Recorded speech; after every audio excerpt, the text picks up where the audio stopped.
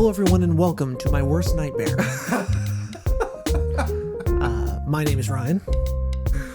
And my name is Dr. Ian Hammond. Oh, that's also awful. Today, we are going to be talking about... And venturing to... Yeah, and venturing to multiple islands just off the coast of Costa Rica. To talk about 7 movies. Yeah. So this is going to be fun. One of them... Biggest episode? No. Huh? Oh, well, no. I mean... Oscar. Yeah. Yeah. Which was kind of like a preamble. Code. Yeah. Yeah. But it's a biggie. But what originally on our, we've mentioned this before, but we have a spreadsheet where we randomly choose movies. That's how we decide what things to talk about. It's a spreadsheet we fill out, and then we randomly choose what to do. And originally, I was going to have 2 separate episodes. Yes. Jurassic Park movies, so the first 3, and then the Jurassic World movies, those 3. Yeah. Someone went in and changed it. Yes. To Jurassic Park versus Jurassic World. Which was code for... Wasn't me. Unless there's a third party. So what could have been Must have been just Willie. the Jurassic Park movies. I just want to say this. There's a reality where this episode was just Jurassic Park movies. Yeah. Or Jurassic World. But I think on the list it would have been Jurassic Park. Sure, yeah. I think. The entry you're Yes, saying. yes. Yeah. So I'm just saying, like, there's another reality where I'm ecstatic. Yeah. I'm jumping for joy. But no, so the premise of this episode is to do some comparing and contrasting between those two things. But what does this trilogy have and what does that trilogy have? Exactly. Yeah. Or I guess quadrilogy now, or right. It feels like we're dealing with a third trilogy that's just calling itself Jurassic World anyways. Yeah. But we included it for exactly. It's good to see where it's going. Purposes. Yeah. So what we'll also be comparing and contrasting the series as a whole. Yeah. We've never talked about these movies before. Right. I guess I should. Favorites. Huh? One of your favorites. Flavorants, yes. Jurassic Park was a very important movie for me. Yes. I couldn't tell. Yeah. I don't know. You should see my tramp stamp. Yeah. It's Your a thong. Jeep. Yeah, it's a Jurassic Park Jeep running away from T-Rex. It's pretty cool. For those that don't know, I actually went to college to become a paleontologist to study dinosaurs, and that was because I love Jurassic Park so much. For example, this is my copy of Jurassic Park from when I was a child. So I was watching this basically from the age of 2. I was watching this PG-13 movie, and it didn't scare me. I was never scared by it. Yeah. I loved it so much. I loved Alan Grant. And it was very important. I think something funny about this really destroyed copy is that I did not rewind. I did not rewind after watching it last time. So I disrespected my future self a little bit. Now I have no device to rewind it. And probably won't anymore. Probably right when the credits started. It's symbolic of the VCR era. Yeah, totally. Like you had to remind people true. It's at its end. And you'll see if you pay attention, you look, there's some Easter eggs behind us all over the place. I got this, now it's just show and tell. I got this really cool Jurassic Park VHS. And I got a really cool design on there. So it's so things happy. Like that I'm really into. If you haven't figured it out yet. Yeah, and so Ryan loves movies. We're just chilling. We're having a good time. I got some. Anyone a fan of Ian Malcolm? Yeah. See, this is what we're talking about here, folks. Yeah. We're just having fun. So Jurassic Park was really big for me, and all the way up to Jurassic Park 3. Yeah. Jurassic Park 3 came out when I was 9, so it was the perfect movie for me in the theaters, just like Star Wars Episode 3 was as well. That was like the perfect age. I watched, if I remember correctly, Jurassic Park 3 12 times in theaters. My mom is a saint for having taken me. In theaters. I went so many times because I don't think I watched Lost World in a theater. So this was like, I had seen these movies, the first two, so many times that to know one was coming out was like, oh my God, I have to see it. I just remember how important that was for me. And it was definitely, Jurassic Park 3 is definitely aimed at a younger demographic. Anyway, so it was just like, they knew exactly what they wanted and they got me. And then come 2015, I reacted the same way. I was like, oh, I have shit. to see this. I have to see this. Yeah. I was like, I got it. That was the year of the nostalgia. Force Awakens came out that year too. And so taking these old properties and spinning it up to something new. And so I gave it a shot and was soundly disappointed. Why? Well, we'll get there.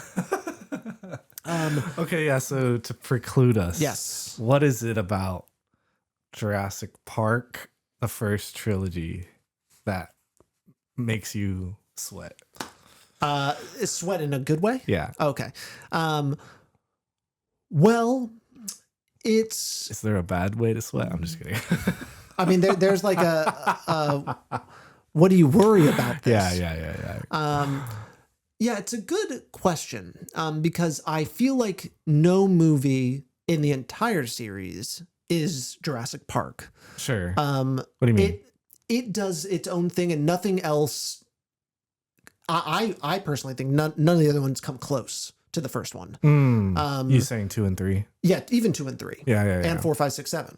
I think all of them are doing something different and are all kind of like copies in a way. They take what they think works. Formula. There's a formula, and then you start to really get into the formula with the Jurassic Worlds. Like they know what movie they're making. And you can at least give them that. The formula becomes more rigid.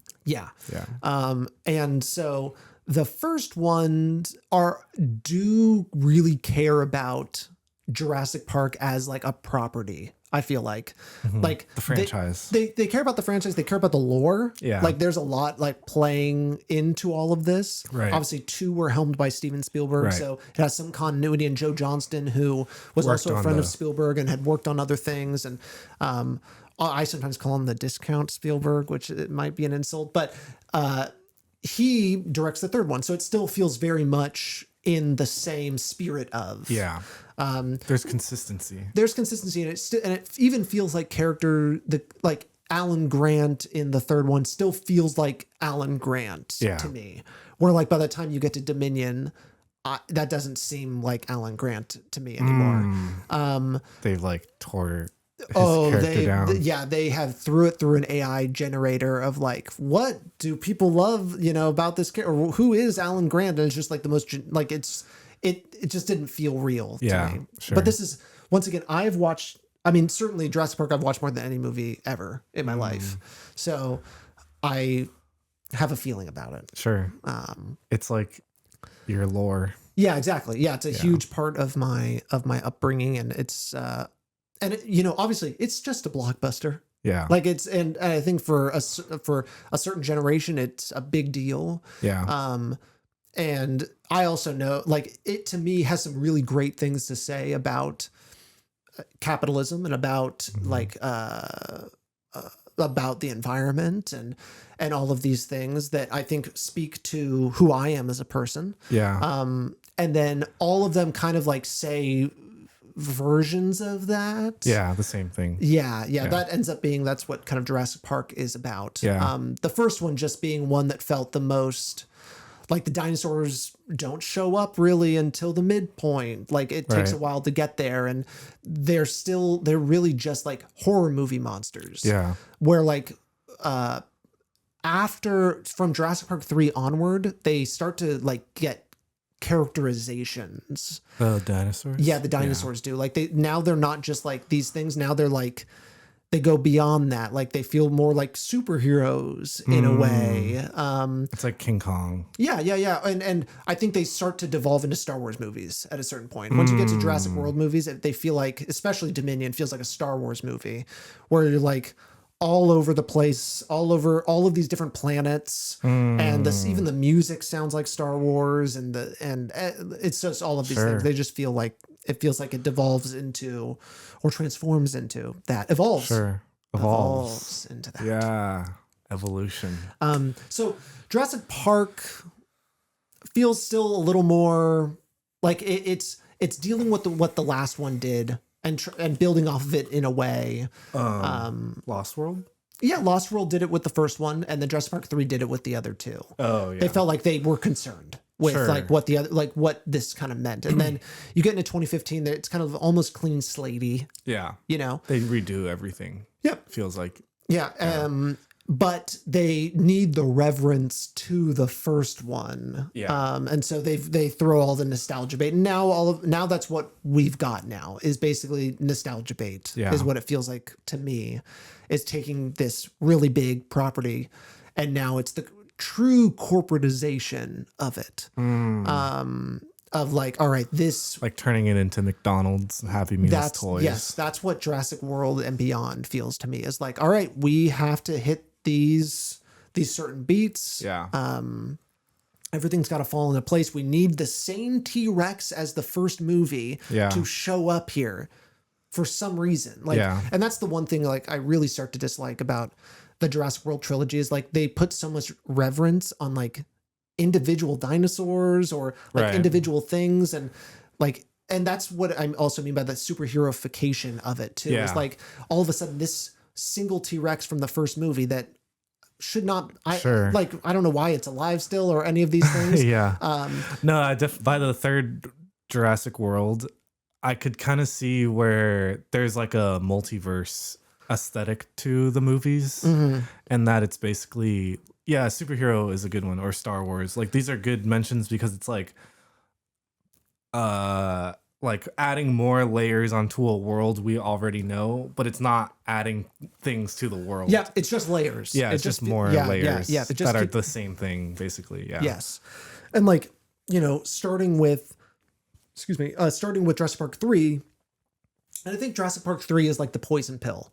And it is in such a, like, they don't make movies for another 14 years after Jurassic Park 3. Right. And there had always been rumors in between Jurassic Park 3 and Jurassic World of like a Jurassic Park 4 movie that was going to come out, and it was going to have dinosaurs with guns.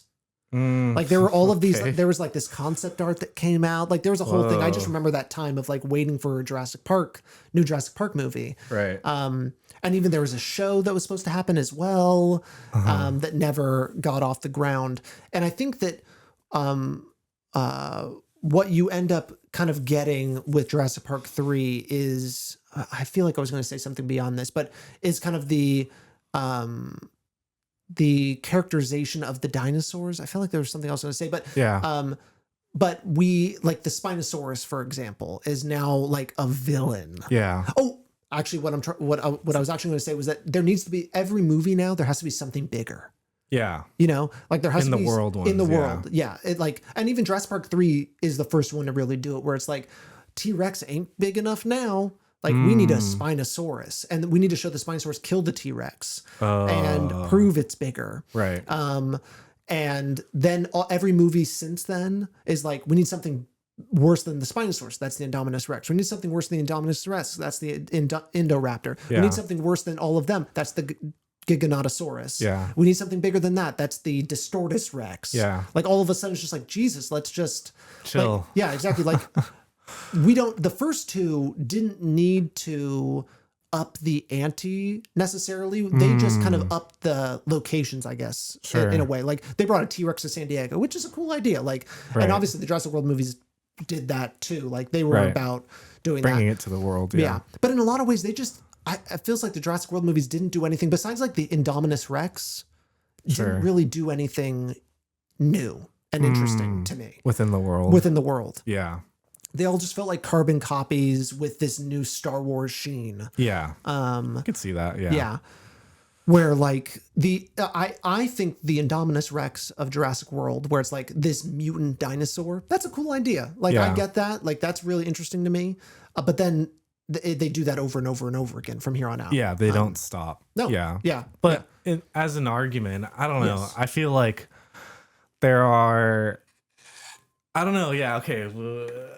How do we want to do like, this? Yeah, from a macro standpoint, and I think just looking at Jurassic Park and Jurassic World it's an interesting conversation on like audience expectations and like what we want out of blockbuster movies and stuff, especially when it comes to franchise filmmaking, because it's like obviously people are tired of this and like don't want it, but at the same time it's like there's a promise from a Jurassic Park movie that similarly to what we expect from an actor or a director, like we want those similar things to come through in every single one of their movies, right? Yes. And so it feels like Jurassic Park is so clearly like these are the things that we like to hit every single movie, right? Yeah.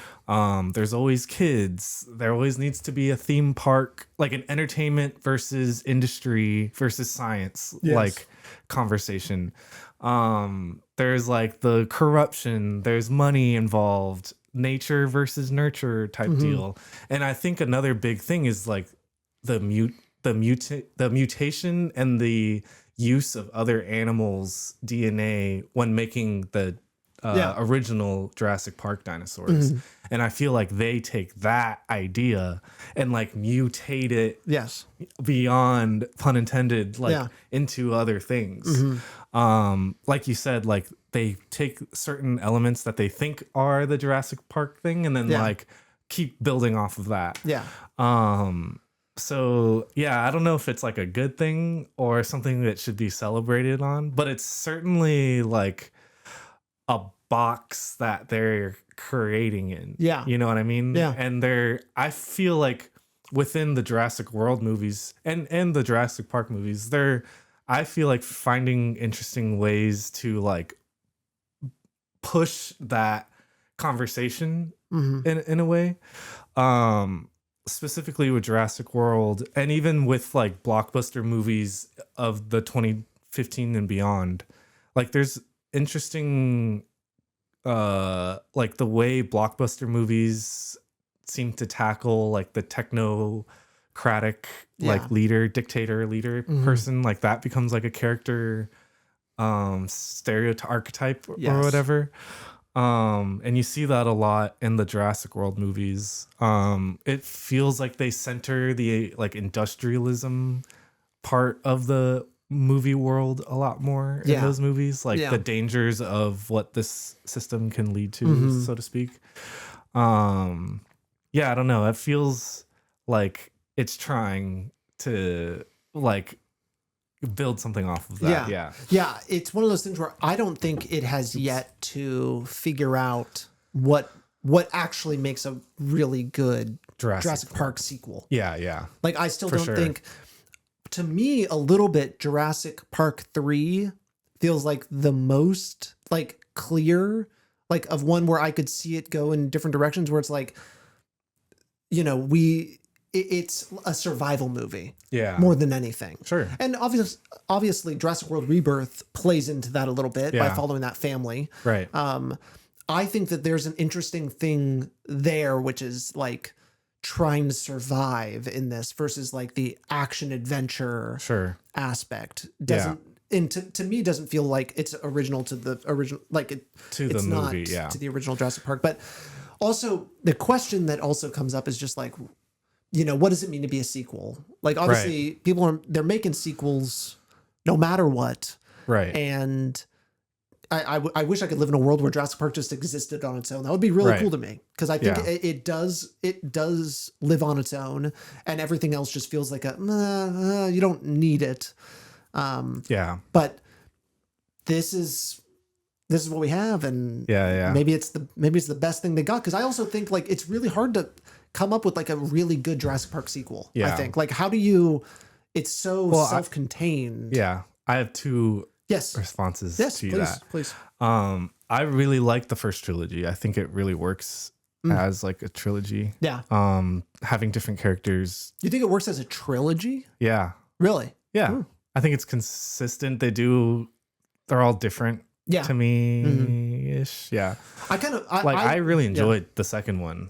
I was kind of caught off guard. I was like expecting it to be kind of garbage, and then the third act, I was like, whoa, I'm actually really like invested into this. Yeah, and for me, it was I was expecting to like it a lot more, and then I was a little disappointed. I was like, damn, because I do really remember it very fondly. I enjoyed it. Yeah. It has a lot of cool things, and then I like the San Diego aspect of it, and I think that was a really great. Yeah, and that's what, to bring the dinosaurs into the world completely in Jurassic World just feels like it's just not too much. This just was like just the right amount of taste. Right. King Kong, it basically took like that idea. Right.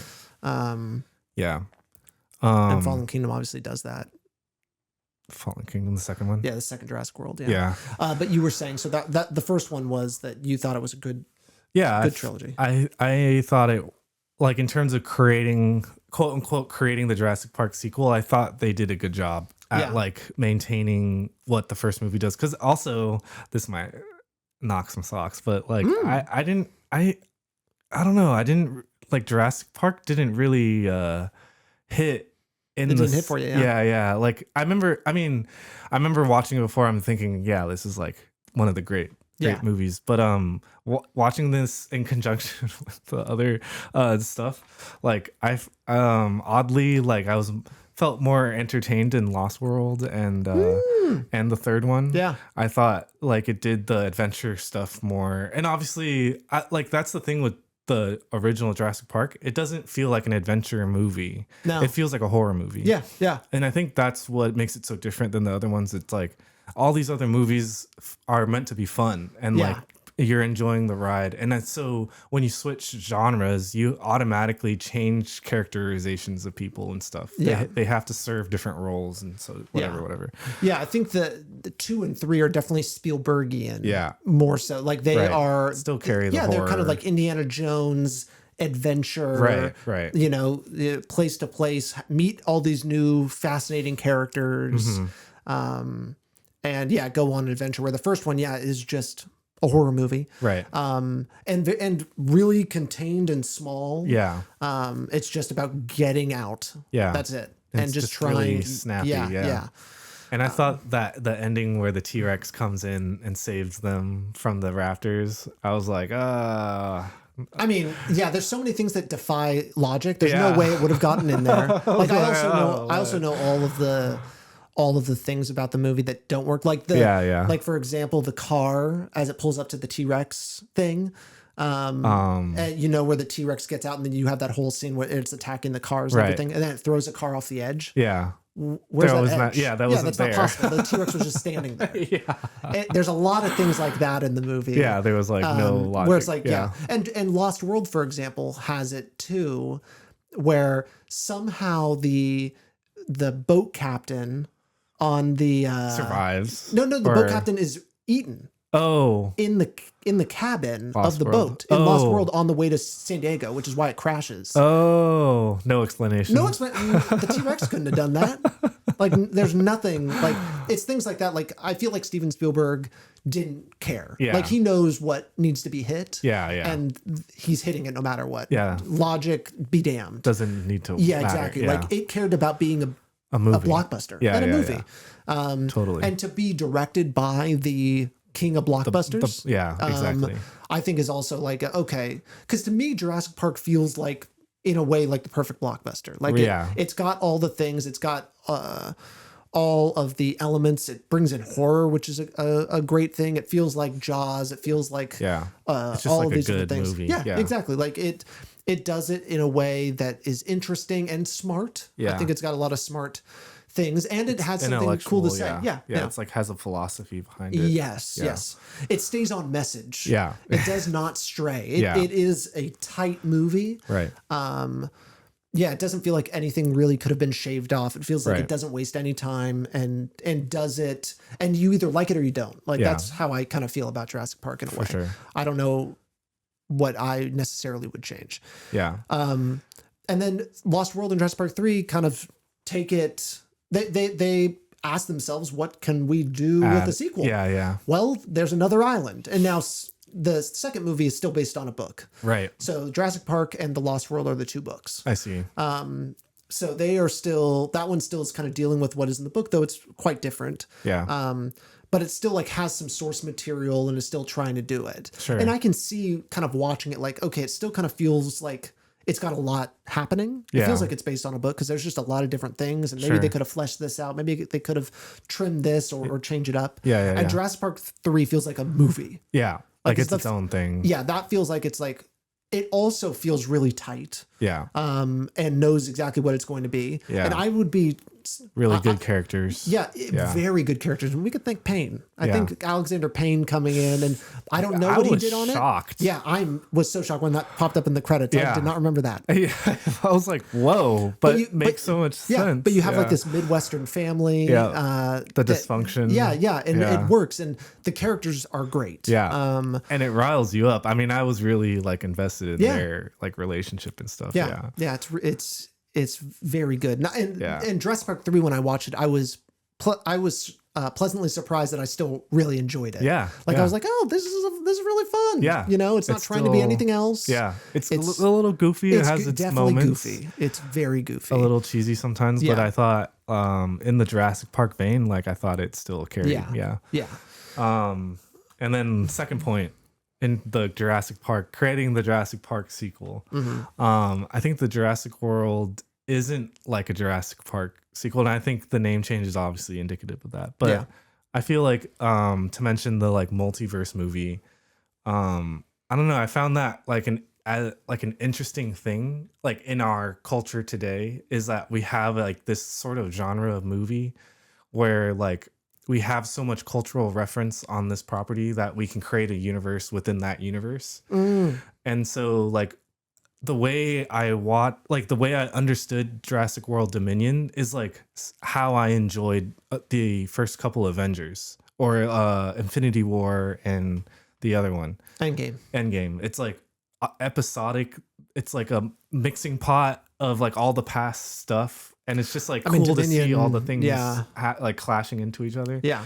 You know, having Alan Grant with the new characters, you know, like just mixing things to see what's going on and just keeping the ride going. Yeah. I was like, whoa, that's interesting. A thing that's happening. Yeah, exactly. You know what I mean? Yes. No doubt it came from the top and was a producer being like, we have to do all these things. We got to do this. Yeah. But it's weird that our generation has this thing, other movie generations didn't really. From like a business standpoint, I mean, it's the smartest business move you could ever make. Right. Is Jurassic World Dominion. Yeah. Is like, we're throwing it all everything. We're going to even say it's the last one we're ever going to make, and we're going to be lying when we say that. Because of course we're lying. We will not stop making these for the life of us. It's just but we are going to say it is the epic conclusion of the Jurassic saga. Right. Definitely this trilogy. Trilogy. I can understand that, but to really claim like it was the end of all. Yeah. And is just silly. So but yes, I see Jurassic World does feel like it's its own. It certainly feels like it's its own thing, and those three know what they are, and they're playing those cards, right? Like Jurassic World is really setting up what the next two can do, right? And the themes of them, right? Totally, where it is so much more about the corporate, overlord, which I thought was interesting. Animals as weapons, that ends up being a huge the militarization, the militarization of these creatures, which that's a logical next step. I get that. It's makes a great point to go at. The hybrids, each one kind of deals with hybrids. Like mutant dinosaurs. I guess the third one is a little less. I don't really remember there being too much mutant in it. But it's certainly the first two. The third one is just, it's so different than the other two in a way. Because it's like blowing up the first two into a whole other thing. And it's just like, it's the Tim Cook guy. And it is the most Star Wars of them. It's like, all over the planet. Because Alan Grant and Laura Dern aren't in the first two. Nope, they aren't. Yeah. So Ian Malcolm shows up in the second one. Very minimally, yeah. Yeah, just maybe half a day of shooting. Yeah. with Jeff Goldblum. Yeah. And just like talking in front of and saying the cheesiest lines ever. The ending of Fallen Kingdom. Oh my It's so dumb. God, it's one of the dumbest things I've ever seen in my life. Jurassic World 2 is my least favorite Of everything? all of them. Yeah. I can get that. Yeah. I think for me, and maybe we're just jumping a little too all over the place, but I think for me, Dominion is the worst because it felt sacrilegious. Yeah, against your whole... it was insulting. Yeah, and it was so cheesy, and it's just like so many little things where it's like, oh my God, you're bringing this back and this back and this back, and you have like you're having Ellie Sattler saying he slid into my DMs. Seriously, like she's saying it in a serious way. Oh, he slid into my DMs, and we're supposed to. It's just like that. Even when that came out, that wasn't something people really said out loud in that way. Like there's so many things like that, and I just think in general, Colin Trevorrow, I just don't like him. No, he's not a good. Yeah. And so the movies just felt so. And they just felt like, all right, we got to put all these things in, and they kind of bastardized these kind of past characters. Jeff like Ian Malcolm is like now a goofy, weird guy. Yeah, because he's just being Jeff Goldblum. Yeah, he's just Jeff. He's not Ian Malcolm anymore. He's just Jeff Goldblum. And like, it also felt like a movie that was made, and it was like, you know what? It's a paycheck. Yeah. We're just going to get these people in. Just having them on screen is enough. Yeah. Do what you can. Try to get them to act like they're characters, but if not, whatever. That's fine. Yeah. It doesn't matter.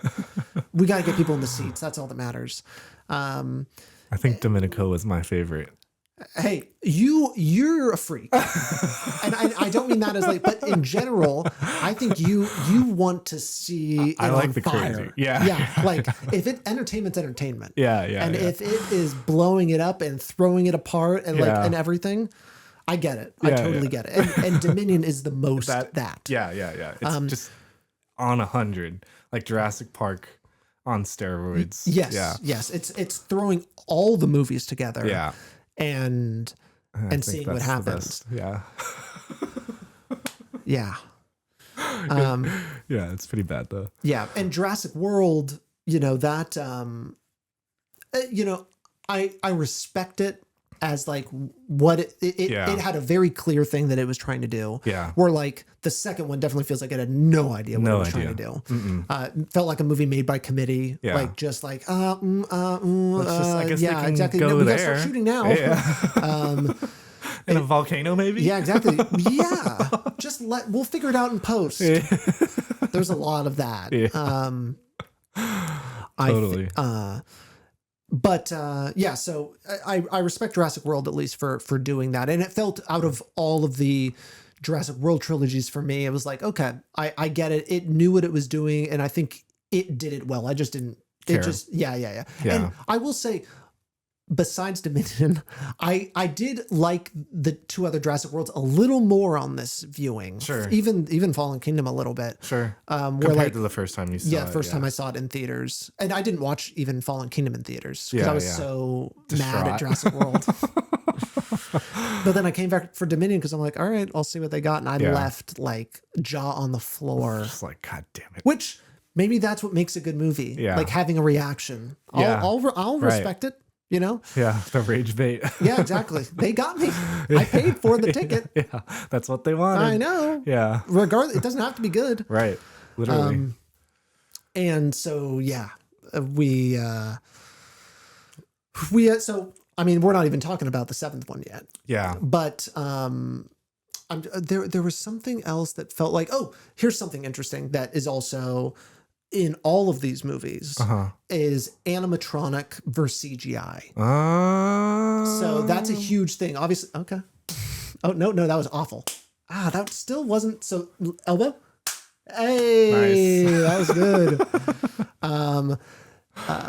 So animatronic versus CGI is also just part of the Jurassic Park process. Yeah. Because the lore. Take us back to the lore. Yeah, so starting at the Phil learning. Tippett. Yeah, Phil Tippett was our first guy. So as they were trying to figure out how to make Jurassic Park, it coming out in 1983, so this is the early 90s, and I think Steven Spielberg got the Jurassic Park rights before the book even came out. Yeah, that's how sure of. He knew. And, yeah, I mean, you think about it, it's the perfect thing. It's the perfect thing. It's just like, oh my god, this is going to be bonkers. Yeah, good. True. It's just, and it was when it came out, it was the most successful movie ever made. Yeah. So until Titanic, right. Or maybe there was another thing that came out. Yeah, it makes sense. Yeah. But so they're trying to figure out what to do. In the past, most dinosaurs were done in stop motion. You can think of a lot of those classic movies from the early, all the Harryhausen dinosaurs and things like that. Jason and the Argonaut style sort of thing. Yeah. So you have Phil Tippett, who we have talked about one of his movies, The Mad God. Yep. An absolute freak. Yes. And a Bay Area freak, too. Yes. And that's the other thing, is that Jurassic Park is Bay Area. ILM, baby. Yeah. This is a Bay Area infused. Yeah. The people that you can meet people that live here that have worked on it. Right. Like we both have worked on things. You have the pinball machine. I have. Oh my God. Yes. That is very important, actually. I have a Jurassic Park 1993 pinball machine. From ILM. From ILM because the studio that came after ILM closed and I was able to get it. So it's in my living room and I would love to move it back here, but it won't fit through any of the doorways. No. It's fucking huge. It's big. Yeah. So ILM was just, or had been quite successful up to this point, but they brought in Phil Tippett to do tests with these dinosaurs. And there's some great footage you can see online of his stop tests. Motion dinosaur. And it's cool. Obviously, you look at, if you remember the early Star Wars movies. Yeah. It's basically he did the Tauntauns, he did the Rancor, he did all of those big effects before CGI were all these stop motion things. Right. And so the natural thing was like, okay, we'll bring him in. we're going to do that. Yeah. But then you get the CGI. advent of CGI. Yeah. And obviously, oh my God, I keep biting my lip and now I've bit my lip so much You're bleeding that I'm not bleeding, but it's now just kind of getting a little swollen and now I'm continuing to bite it. It's like in the way. Yeah, it's in the way now. It's just fucking stupid. By the end of this, I'll be bleeding. Yeah. But ILM had been doing CGI and stuff kind of leading up to this point. Yeah. But they ended up deciding, I don't exactly know what the turning point was. Yeah. But they ended up deciding to go with a more CGI direction of these with a mix of animatronics done by Stan Winston.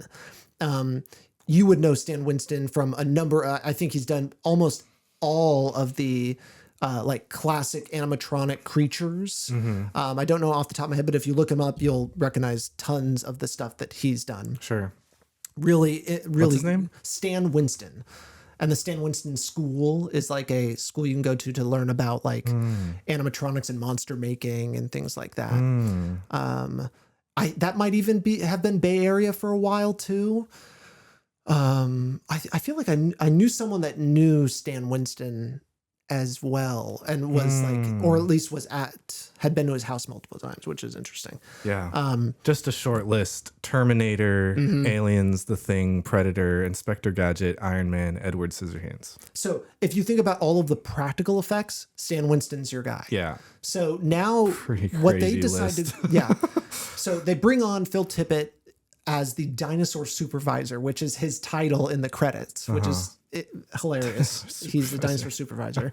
But they do CGI and animatronics. And so it's a mix of the two. And if you watch the first Jurassic Park, the CGI in a lot of places still holds up. Yeah. Because they also knew... They do it in a specific way. Yeah. They do it in a smart way. Because Steven Spielberg, the king of don't show the thing because it looks bad. Yeah. With Jaws, deciding, and that's what makes a movie better is by not showing it.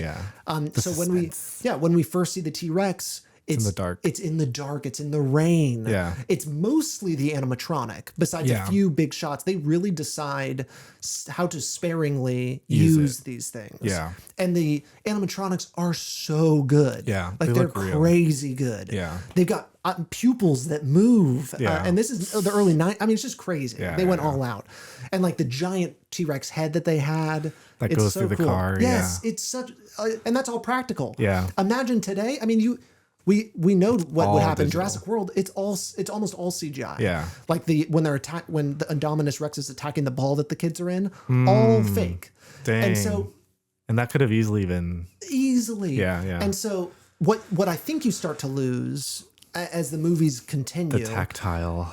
the dinosaurs start to move in strange ways. They all get faster. Yeah. And they all can move to make a scene work. Right. And move unnaturally and at unnatural speeds. It's like Godzilla. Yeah. And King Kong. Yeah. After a while, it's just like humans. Yeah, especially the new King Kong, Godzilla versus King Kong. They're doing things that just it's no way that. it just doesn't feel right anymore. It's like or Fast and the Furious. Yeah, exactly. It's just okay, and they're movies. I get it.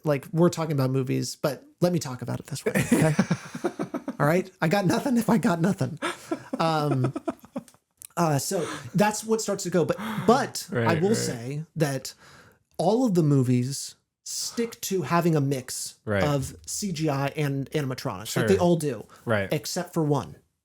The new one. The newest one has no animatronics at all. And it's and when I was watching it, I'm like, this feels strange. Sure. Every single dinosaur this time around is CGI. Yeah. And from the tiny little Dolores that they carry, which moves and so strangely, and it does not once did I feel anything for this little character. Yeah. Because it just didn't feel real. It felt so fake. Yeah. And so many things that it just didn't even feel like the people were looking at dinosaurs. Right. To me. Yeah. It all just felt so unreal. Yeah. And even in the Jurassic World movies, you have just a single scene of Chris Pratt. I think this is in Jurassic World, where he's sitting next to an Apatosaurus, one of those long neck dinosaurs that the Indominus Rex just is killing dinosaurs as he's running. Mm-hmm. He's going down to its head and stroking it till it dies. That's animatronic. Oh, nice. Yeah. And it's things like that where they just do it. And Gareth Edwards said, and Gareth Edwards' reasoning for not using animatronics was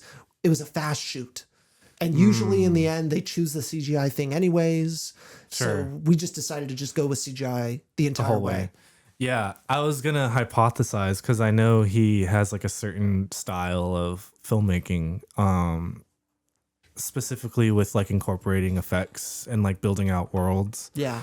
Generally with, he has one of his first movies called Monsters, and then with Creator, he did the same thing.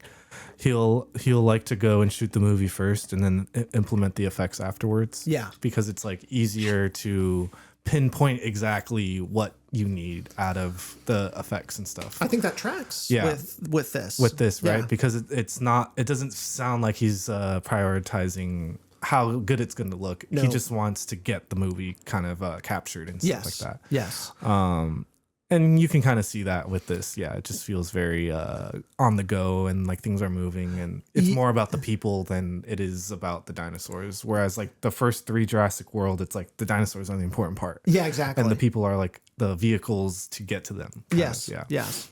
And Rebirth does the kind of adventure, it's survival. They're kind of back at survival now. Yeah. Which is an interesting Lost World. Yeah. And Jurassic Park 3, where it's kind of more about that. It's we're kind of stuck in this bad situation. Yeah, true. Because with Jurassic World 3, it's by the time they get dropped off on the island, you're there's no way they're surviving that. Whereas Jurassic Park 3. Okay, yes. Whereas the other Jurassic Worlds, it's there's no question of whether or not they're gonna die. Oh, you know what I mean? Yeah, because the Jurassic World movies are superhero movies. Yeah, in a way. Yes, exactly. They're Chris Pratt is a superhero that will never die. Yeah. There's no question that he will ever die. Yeah, he's the hero. Yeah.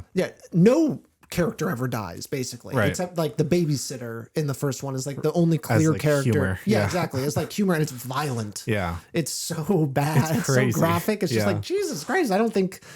That's always been a scene that's resoundingly hated, because it was just Jesus, it just felt it's gratuitous, because it just goes on and on and on. I like that. And then she's drowning, and then she gets eaten. Yeah. But then she gets picked up by the pteranodon, and then she gets eaten by the thing. Yeah. It's just Jesus Christ.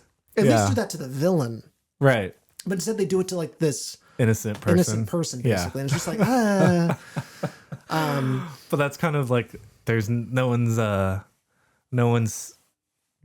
No one's safe. Is that what you're trying to say? Yeah. But yeah. But it just it's crazy. You're dealing with superheroes now, and, and it's in the age of that. 2015, we've had Marvel around for a while. They're trying to compete with that. Yes, exactly. Yeah, and this is the same year as Force Awakens is coming out. Like there is this like serious attempt to play off nostalgia and make a big entertainment movie. Yeah. Yes. And so what are the elements we can take?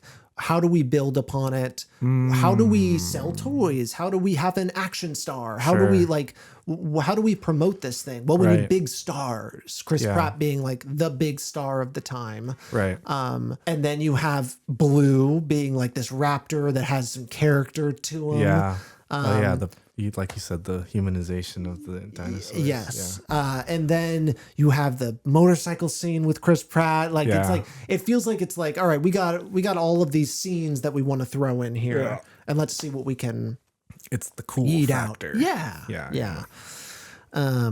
Yeah. True. So, Jurassic World Rebirth. Kind of. So. Had you watched all of them before Rebirth? Okay, so you only Jurassic World. Oh, only Jurassic World. Yeah, I watched Jurassic World 1 through 3. Oh, and then Rebirth, and then the Jurassic Parks, and then Jurassic Parks. Oh, interesting. Yeah. Just because of the one it was coming out, so I just had. You had limited time to. I just wanted to. What watch. did you fit in? Yeah, because I think I watched 1, 2, 3, 4. And then I went to go see Rebirth, and then I watched Fallen Kingdom and Dominion after that. Oh, in my kind of viewing order, which I don't recommend. It wasn't necessarily a good viewing order in any way. Yeah, it was add anything. No, not even a little. But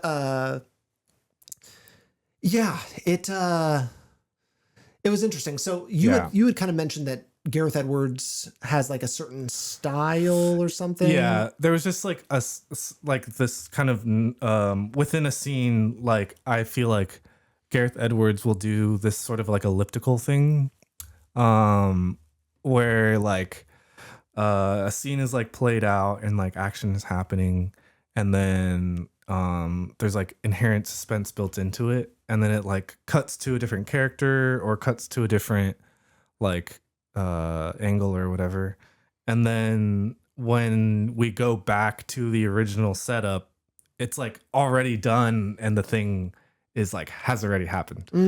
So for example, when they're trying to get to the flying dinosaur's egg, right, and the guy's climbing up and he's trying to escape it, and then we cut up to the top of the cliff and the guy's already being eaten. Like he does that a lot in his movies, like creates these weird little time jump things. He did it a lot in The Creator and in Rogue One, in terms of like setting up a thing and then we jump to the end of it. I don't know what it means or like why he's doing it. But he's consistent with it. It's interesting. Out of all of the stuff in Rebirth, I actually like that Quetzalcoatlus scene on the rocks with the eggs the most. Yeah, that was really intense. That felt like the most, like I hadn't seen anything like that in the other Jurassic World movies. Like it felt like the most unique one. In what way? Well, I guess they've never, like the climbing away from a dinosaur was really scary. Yeah. Like there's a really cool aspect of that. I was like, Jesus Christ, I don't like that. I don't like it at all. You get I guess you just added the heights aspect to it. Now you get the Pteranodon. Yeah. You get the Pteranodon scene in Lost or the third Jurassic one. Park 3. Yeah. But I feel like it's not, there's no height. It doesn't feel like height plays that much of a role. And obviously there's like the rickety bridge and there's all of those things. But the Pteranodon also, they feel menacing in a different way. Yeah. Where like the Quetzalcoatlus just feels like absolutely terrifying. And it just feels so primal. Like the cool thing that I liked about Jurassic World Rebirth was that the dinosaurs seem like dinosaurs. Yeah. Or like prehistoric creatures. A Quetzalcoatlus is technically not a dinosaur. Yeah. Pteranodon's not a dinosaur. They are flying reptiles. Oh. Just so everyone's clear. But we always lump them. Dinosaurs aren't reptiles? No, they are not. They're chickens. Yeah, and the Mosasaurus, that thing that swims in the water, that's also not a dinosaur. Yeah, it's a fish. It's a marine reptile. It's not a fish either. Marine reptile. Yes. So technically, a dinosaur is a specific sort of thing. Sure. I guess almost exclusively, if not entirely exclusively, on land. Yeah. But it's the way their hips are that is kind of what it breaks down. I know.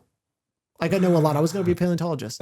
They are either bird hipped or lizard hipped dinosaurs, theropods or ornithischians. It's like how killer whales aren't whales. Yes, exactly. Yes. Yeah.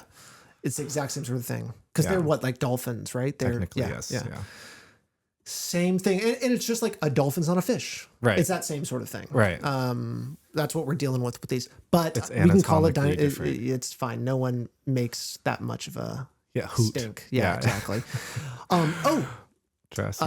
Well, I was going to say something interesting that just like the people talk about the Jurassic Park, Jurassic World movies. If I can go on a little bit of a tangent here. A lot of people I follow a lot of people that do paleontology, and especially paleontological art, which is something I really like. Sure. It's like art of dinosaurs and prehistoric creatures. And they always talk about how they have a problem with the designs of Jurassic Park dinosaurs. Yeah, because they change them a lot. They do. Yeah. And the original ones, a velociraptor does not look like that. Yeah. A velociraptor, feathers. it has feathers, and it's the size of a chicken. Oh, wow. So it's not even that big. It's not even that big. It's the size of a chicken? Yes. What? So this is a lie. So this is more the size that it's more like the size of a Deinonychus, which is also a similar thing. Why didn't they just use a Deinonychus? Because the book said Velociraptor, and Velociraptor sounds cooler. True. I think that's all it really comes down to. And so the movie, like, you could say, and in my head for a long time, like, you can say, like, hey, these are mutant creatures. They're made in a lab. They don't have to look anything like the real thing. And that for me is enough. Yeah. The movie kind of doesn't play it like that. Like when they find the Velociraptor's skeleton at the beginning of Jurassic Park, it is a little too big. Yeah. But you could still play it up like, okay, this is a freak. This is a mutant freak. Sure. They don't. But that's also why, like, I've never felt like Jurassic Park or Jurassic World needs to be realistic. Sure. Because like science-based. Yeah, I don't think it has to go that far. But I get why a lot of people are like, oh man, they're introducing the masses to dinosaurs in a way. Yeah, and they they're want it to be real. misrepresenting Yeah. them. That makes sense. Yeah, you had no idea that a velociraptor is small. Is a chicken. Yes. That's so fucking, it's like a coyote basically. Yes. Yeah. That's a perfect example. Yeah. They hunt in packs, but they're super tiny. Yeah. And they lived in China. Yeah. Which is interesting. Whoa.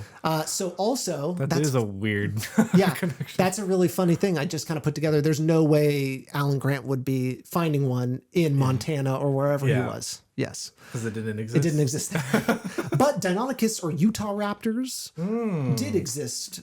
I think Deinonychus exists over there too, but there were raptors in America that lived in America, but not velociraptors. Sure, just like a different brand.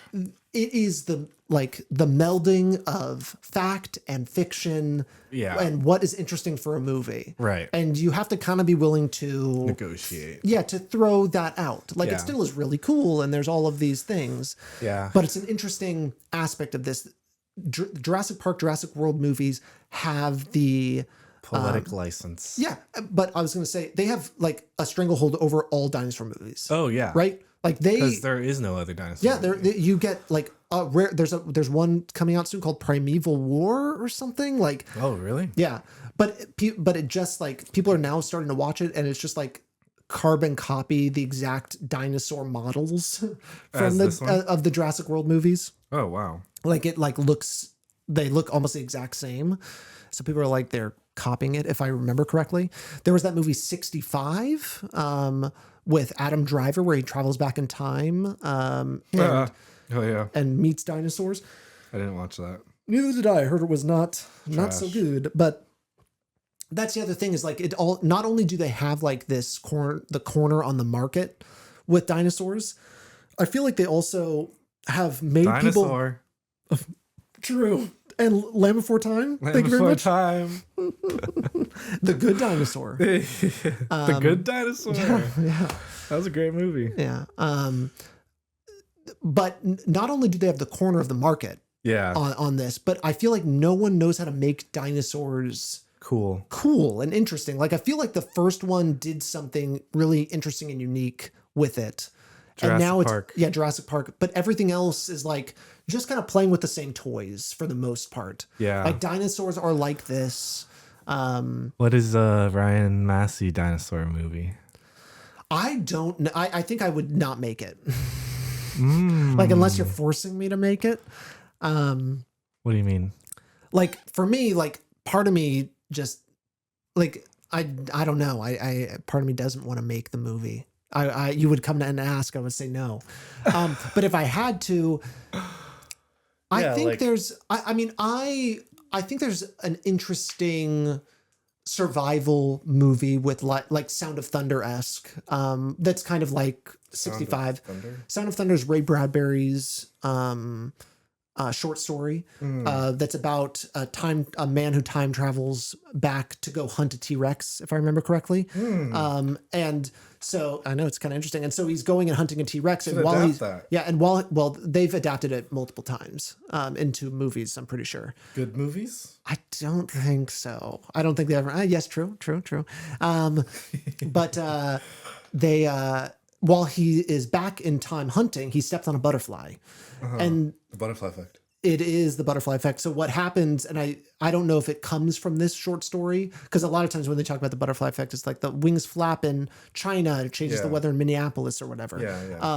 But he steps on a because there's a sign at the start when he goes back in time, like don't mess with anything in the past. Right. And he accidentally kills this butterfly, goes to the future or the present day for him, and no one speaks the same language anymore. Like everything is like so different. Whoa. and it's like a cautionary tale about time travel, about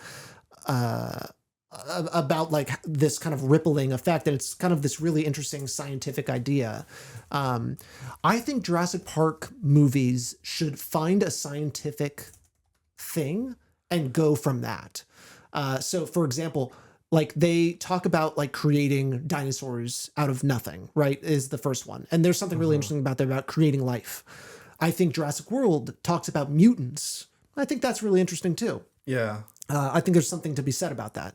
And then I think they just repeat it endlessly. And even Jurassic World Rebirth just repeats it again in a different way. I don't know what the next one, but I think the movie I would want to make is like dealing with some other scientific idea, and what that within the realm of dinosaurs. Sure, yeah.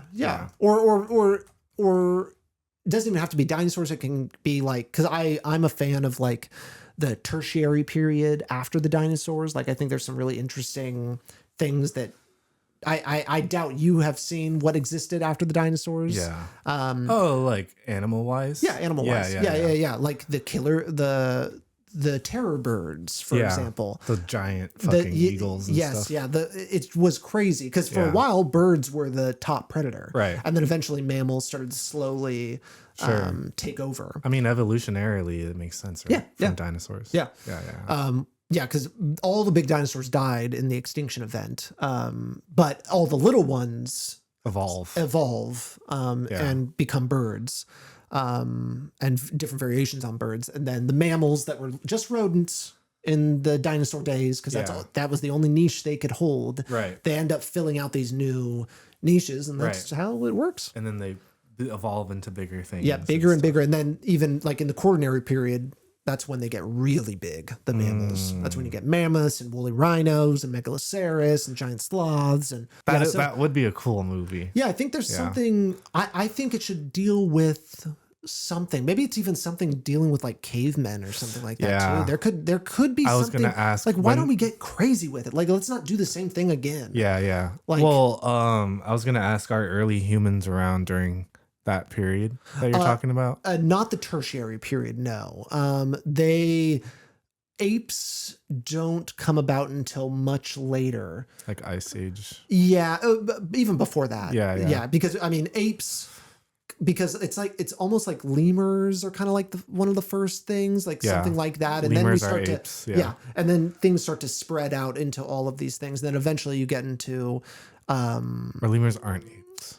No, they are not. They have tails. Yes. So you get all the... Took an anthropology class.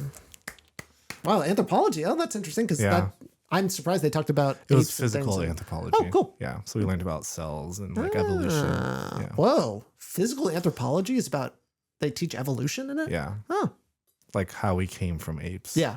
Culturally and genetically. Oh, that's cool. Yeah. And culturally. All, you know, like No, I see it. That's just an interesting angle to take. Yeah. To think about it in that way. Because your social cues from apes are basically what we do. Yeah.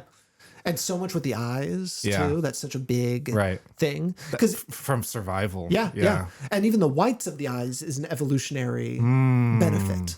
Really? Because there are some, I think there are plenty of apes that do not have whites in their eyes. Sure. But there's so much more you can see in someone's like expression and stuff with the whites. Yeah. Like it just says so much more. Right. There's like the opening and closing. Yeah. And There's just things, there's a lot of really neat things when it comes to like the face. Yeah. But yeah. Binocular, whatever. Yeah. So there's I forget exactly how many millions, tens years. Maybe not.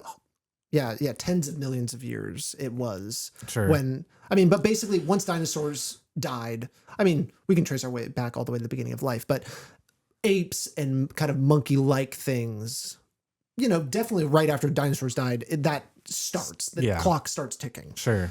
Because there's more room. Yeah. And then we basically all the way up to like the Australopithecus. It's kind of the beginning of the human race. Sure. And Homo erectus, which is the standing one. And I think Australopithecus was standing somewhat as well. So that ends up being a huge trait. Yeah. The bipedal. Yes. Yeah. Oh, I like the way how you said that, bipedal. Yeah. Yeah. What is it? But I sometimes I say bipedal. Bipedal. Okay. But I like bipedal. Yeah. Yeah. I like that. It's the same thing with there's so many dinosaur names that I have said wrong my whole life. Yeah. Because it's like Latin or whatever. Yeah. Because I say Parasaurolophus. Do you know what a Parasaurolophus is? In Lost World, it's the one, he's like, the Elvis one. It has the head. The big head, and they're like capturing it. Yeah. They call it a Parasaurolophus. I call it Parasaurolophus. There's things like that. Little. Like there's a different way to say the names that I never got. Yeah. From class or whatever. Yeah, I just taught myself growing up, just reading books, lots and lots of books. Yeah. Yeah, that's cool. I did hear or read about it somewhere that Alfonso Cuarón was trying to make a early humans movie. Ooh. Yeah. Just because he has the technology and whatever. Yeah. And I definitely feel like that would be a cool world to explore and like build out and stuff. With the technology we have. Yeah. What's the movie? Willie talked about it. Oh man, it's called like not First Contact. Oh man, my phone is the camera. It's basically it's about like a caveman and discovers fire and has to keep the fire alive, if I remember correctly. Or maybe it's called like Fireman. I don't know, but there's a kind of a movie that, and I think that's a really cool idea. Yeah, totally. Yeah. I think there's so much potential. I think that we're squandering it by telling so many dinosaur stories. Yeah. Like I think there's so much in the past. Because even like going to like the Permian era, like pre-dinosaurs is so interesting. Sure. Carboniferous, where the bugs, the dragonflies with 6-foot wingspans. Yeah. Like King Kong. Yeah, exactly. Like Skull Island is full of like all of those really cool ideas. And that's what I think I love about King Kong as an idea. Peter Jackson. And Peter Jackson's King Kong. Exploring that element of just like prehistoric run amok. Yeah. Like what that looks like. Like an untouched earth. Yeah. Yeah. I think that's really cool. I think King Kong, that one feels like it's holding the torch up to what I like in that sort of type of movie a lot more. Totally. Because it also like it has that kind of human nature connection. Yeah. Has a lot to say. Right. Whether entertainment versus business and nature and stuff. Yeah. Like I wish it was better. Yeah. But it's a good watch. As an idea. Yeah. And as an idea, it's really cool. Really great. Yeah. I enjoyed that one growing up. Yeah. Same. Yeah. Yeah. I was crying so hard when I watched that. It's so crazy. Yeah. To bring it back. Yeah. Ray Bradbury did invent butterfly effect. Did he? So it's that from term, Sound of Thunder? That term comes from that. Yeah. Yeah. Well, there you go. Yeah. I mean, Ray Bradbury is always like, he's kind of time. ahead of his time. Obviously, I mean, you can't really say he's ahead of his time when he's just creating a term, but it's always cool to know like, oh, that comes from a Ray Bradbury thing, because it just feels like so much. There's a lot of connection there. Yeah. But yeah, Sound of Thunder, recommended, short little read. I read it for class way back when. Nice. But yeah, make it. Yeah, it could be. Or write it. Yeah. Write it for that guy. Shut up. Also, I've always loved The Most Dangerous Game. You know that one? That story? What? Ray Bradbury? No. I forget who it was, but it's basically The Most Dangerous Game is Man. And it's a story about a guy who basically ends up on an island where a rich guy is hunting people, like shipwrecked people. There's like a movie. There's a movie. There is a movie, and they had to add so much because it's a short story. You have to add all of these elements to it. They've made it into multiple movies by now. But I've always loved, when I was in school, we had a producing class where we had to produce our own movie. Okay. And we basically had a list of directors to choose from, and we had to come up with concept art. And mine was The Most Dangerous Game. Like build out. Yeah. And we had to pitch it. Package. Yeah. Exactly. Guess who my director was? For this? Most Dangerous Game. Wait, so what it's like, give me more context. Yeah. Like you have to outbid someone else, or you're just picking it for, it's like an ad lib of like your filmmaking Are you team? talking about how we pick the director? Yeah. So we were on a team. We had to pick a couple things, but basically it was like there were a number of names on the board, and all of a sudden someone picked it before us. Oh, so you can't grab that name. Nope, we can't. So we're left with like the last two, I think. You guys had to get the last two? Yeah, one of these last two. For this? Yeah. And so it's not what you would expect? Yeah, it certainly isn't. Like, imagine like a college person, if they saw the name on the board, they would pick that immediately. Because they're like, oh yeah, of course I'd want Steven Spielberg to direct my Barbie movie. Right. Right. That sort of thing. Like that's because that's how a student thinks. Sure.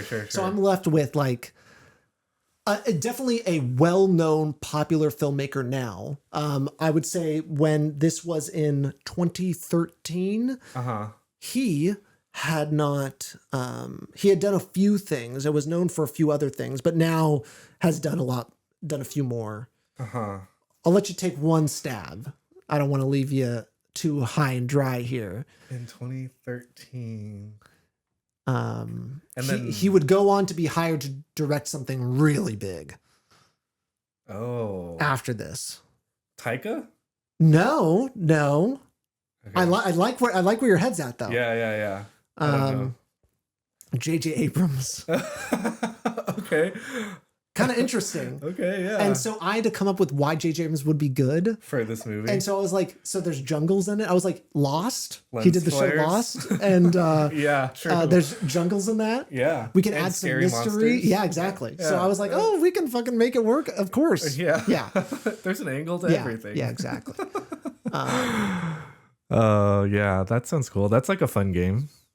Yeah, and so like that ended up being like a huge part of the semester, was like coming up with that, making the lookbook and everything, and then going to the teacher and pitching it to them. That's pretty cool. Yeah. It taught me a lot. That's the sort of thing I really liked, was coming up with that. Yeah. And I feel like now I would go wild with that now. Level, yeah, I'd be getting some directors. Freaks. Oh yeah. But this is a recent remake of The Most Dangerous Game. Yeah. But I feel like no one's made it in an interesting... Yeah, there's nothing here that I recognize. Yeah. But... There's an Ernest Dickerson movie. Mel Gibson, Apocalypto. Oh, yeah. Apocalypto kind of feels... Even Terminator feels like it too. It's just like trying to survive while you're being hunted. I mean, it's that simple. Sure, yeah. Predator. Oh, yeah. Yeah, Predator, 100%. Yeah. Yeah. Yeah, true. So there's something interesting, throwing The Most Dangerous Game with some dinosaurs. Yeah. I'm in. Fuck it. Yeah. Yeah.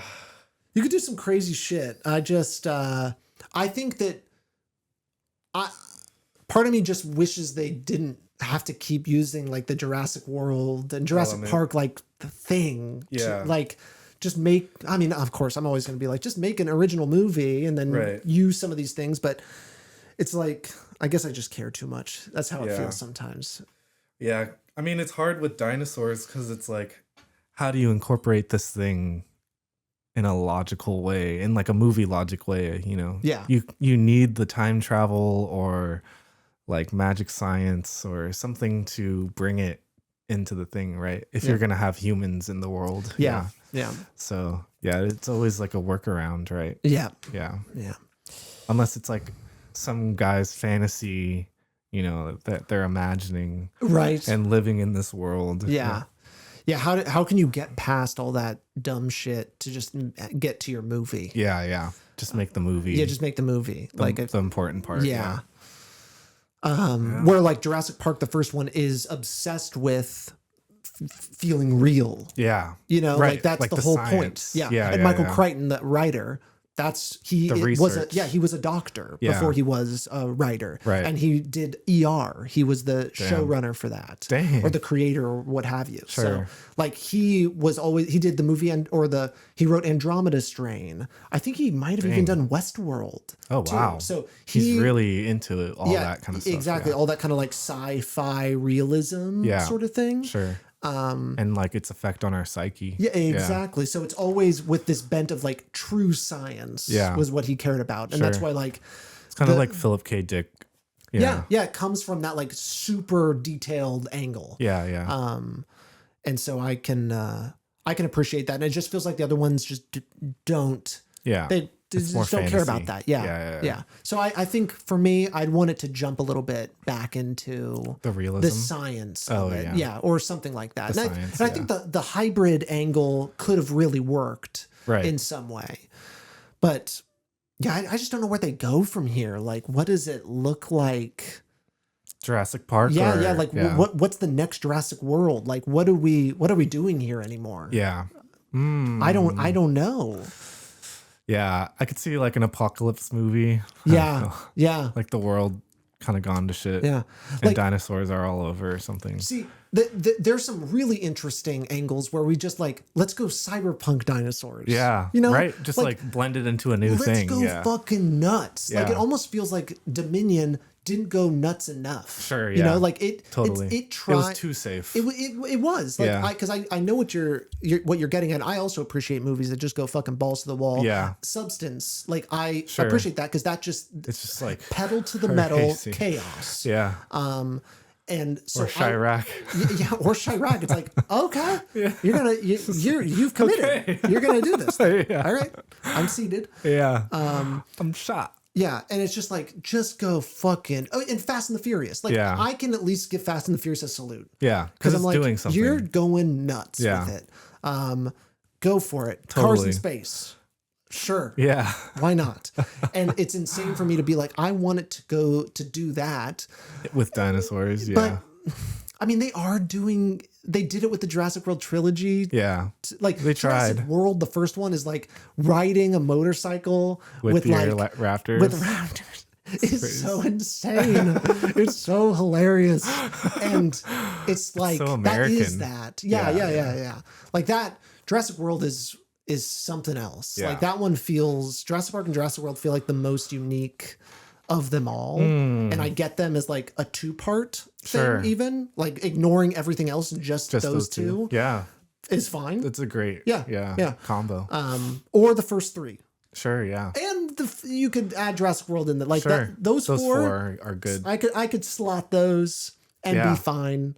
But I'd also be fine with those 2. Yeah. Right. Like how much can you really add to these things? Yeah. Yeah.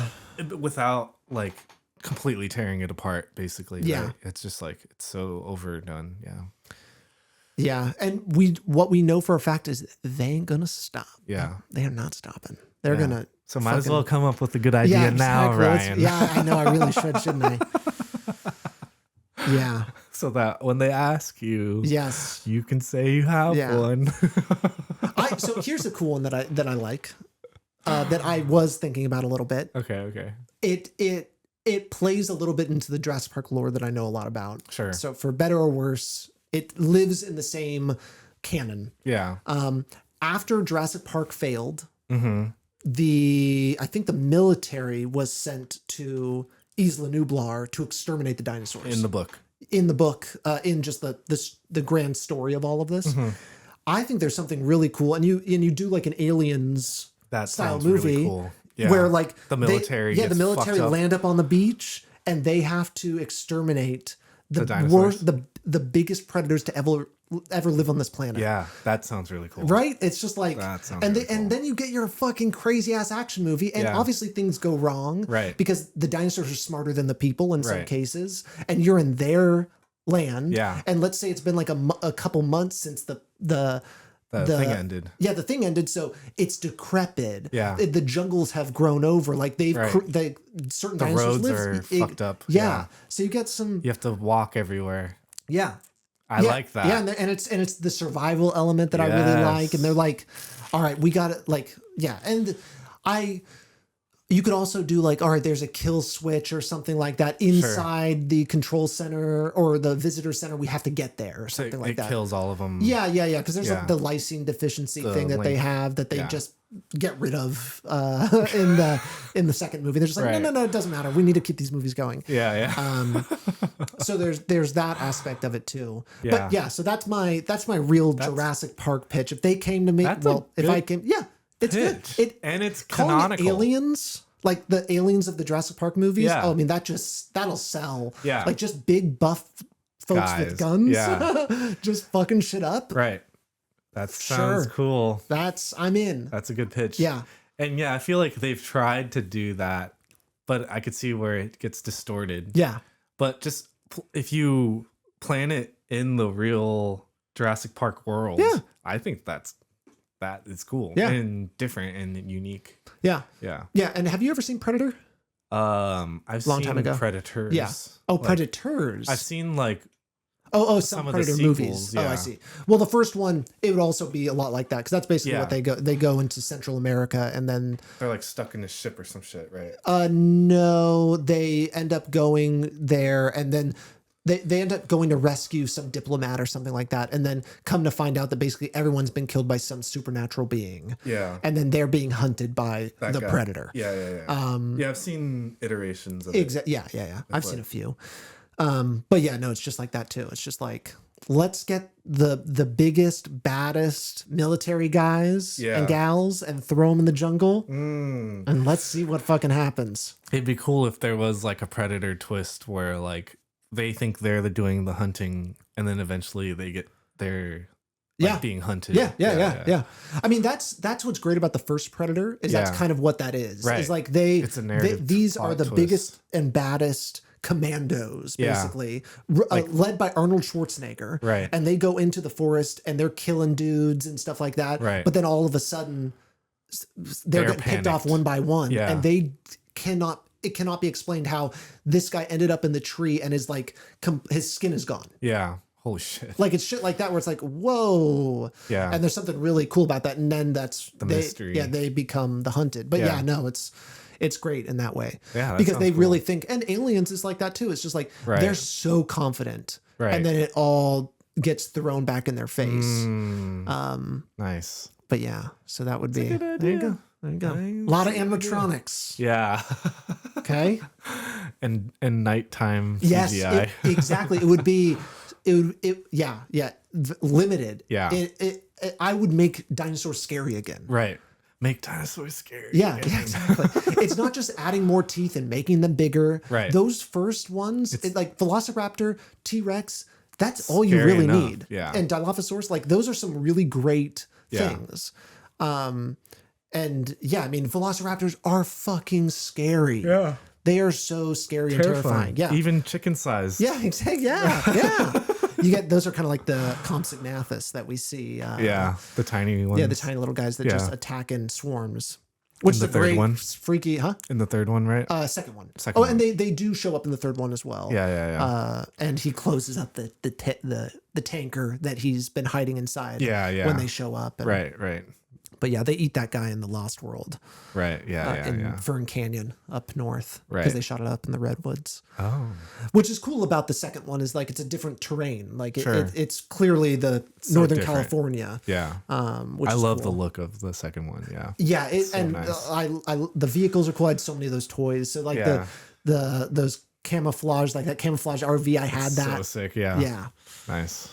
And I love the T-Rex too. It's got like a green tint to it, and then there's two of them, and I like the baby T-Rex too. Like there's some cool things. But yeah, no, interesting. And it's also the beginning of like the serious like tech or like the capitalist really coming in to influence past Hammond. Yeah. Not learning his lesson, and then we're just Keeps over going. and over. And going. You can't. It's not doing it. They got one speed. Yeah. And it's that speed. Yeah, it's interesting in like Jurassic World 3 when they have that other guy, Hammond's like partner, and then they have like this whole backstory with like him and then the granddaughter and then all these things. You talking about Fallen Kingdom? Or Yeah. It's just like that. What the fuck is that came out of nowhere because they just needed to do something. It was so random. Yeah. It's so, and then she's a clone, and I just don't get it, man. Yeah. Like trying to push that part of Jurassic Park. It was like no. And that they try to make it a plot twist too. Oh my god. And then her line at the end is like, they're alive just like me. Yeah. And so she releases dinosaurs onto the planet. But here's the thing. I'm also like, I don't believe that those dinosaurs released spread to the entire planet and then also became new dinosaurs. Like there's so many dinosaurs that were not a part of that selling thing. Yeah. It's just like they so badly needed to get to dinosaurs all over the world that they're just like, we'll do anything. So that's why the second Fallen Kingdom just feels like such a clusterfuck because they're like, forced they're just like, we need to get dinosaurs into the world. Yeah. So blow up the island. And then the dinosaurs escape. Yeah. And we'll come up with a reason. Yeah, we'll figure it out later. Yeah. Yeah. When it's just like, it just didn't work. And then now with Rebirth, they're like trying to even retcon that and be like, now they can only live in the equator. Yeah. Because that makes sense. Yeah. But it's so silly. It's like, it's all so silly. Yeah, it is. So we're living in like a...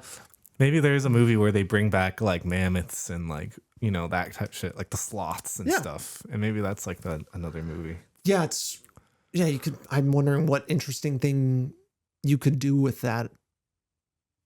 I mean, you could like King Kong versus Godzilla. Like Walmart version. Yeah. But I think that you could do a version of that, like do Jurassic Park, but with Ice Age mammals. Yeah. And it's interesting. And you can have like they make apes again, like some of these old apes, and they don't realize just how human and smart these apes are. Yeah. And so they start to, then you get into the Planet of the Apes stuff, and there's some really interesting things. And then, there's some really cool stuff you can do. That sounds like a cool idea too, right? It never fucking stops, man. Okay? I won't stop. That sounds cool, dude. All I do is think about movies now. That sounds really cool, dude. Yeah. I always found it funny in the movies, they would like verbally point out, oh, it's that dinosaur from the Cretaceous period or whatever the fuck. Yeah. Because they're obviously not all from the Jurassic era. No, yes, exactly. Yes. So they have to tell the audience I feel like where this dinosaur comes from. Yeah. Yeah, I feel like Jurassic Park is on one hand making everyone dumber in a lot of ways. And on the other, it's not their responsibility to make people smarter either. Yeah. Like I feel like to rely on this like property to do that, I do think it's a losing battle. Like Yeah. you're never going to win that. That's for like Walking with Dinosaurs, like that kind of faux nature documentary on Discovery Channel or BBC, a Prehistoric Planet on Apple TV. For, yeah, that's really cool. Yeah. And that's a chance to really teach people and to show people like what they actually look like and everything. And I think if you're really interested in dinosaurs, like you'll find that, you know, and go to that. Yeah, exactly. Yeah. We're like, people want to just see dinosaurs eat people. Yeah. It feels like now. Right. Where I don't know if I don't think that's why they went to the first one. I think they went to the first one to be like... It's a philosophical debate. Yeah. And to just kind of be blown away. Yeah. The marvel of doing this thing. Yes. Yeah. And to see something on screen they had never seen before. Exactly. Yeah. Because that it can't was... happen in real life. Yeah. It was something way ahead of its time. Yeah. And would change... The technology. Yes, exactly. Yes. And so that's the other thing that... Oh, it's meta. Yeah. That's the other thing about... it's very... oh my God. It's very Brechtian. Yeah, it's like referencing itself. Yeah. Like the technology and the evolution and the mutation of these things. It keeps getting bigger and bigger. Yeah.